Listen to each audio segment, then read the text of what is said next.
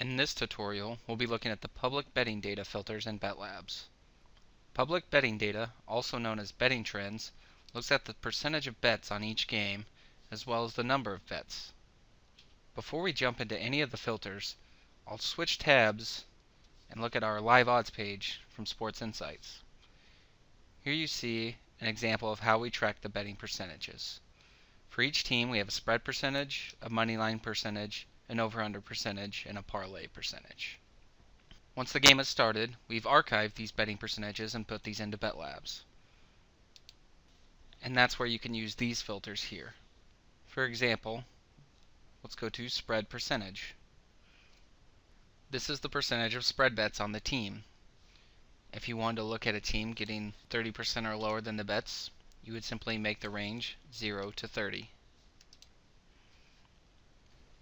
If you wanted to look at a team getting more than half the bets, you would simply do 51 to 100, and so on. Again, we provide a graph that shows you each data point and how well that has performed over time. This filter also provides a list view option if you want to select certain data points for your analysis. Moneyline percentage works the same way.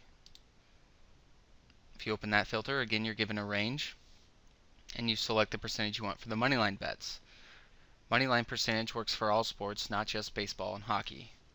Again, these are tracking real bets placed at real sports books. These are not consensus lines or data that is voted on. You can also look at the over-under percentage and how that has affected the game. In this instance, we look at the under percentage, so how many of the bets were placed on the under. So if you went 0 and 40, then you're looking at all the spread results when 40% of the bets were on the under. We'll close that filter. Lastly, we have the number of bets filters. These are a good way to isolate the biggest games of the day in the public eyes. Let's look at number of bets compared to daily average. The value for this filter is shown as a ratio, with 1 equaling the average amount of bets for that day. So if you do between 1 and any higher, then you are looking at least an average amount of bets. If you did 2 or more, then you're looking at least 2 times the amount of bets that the average game has for that day.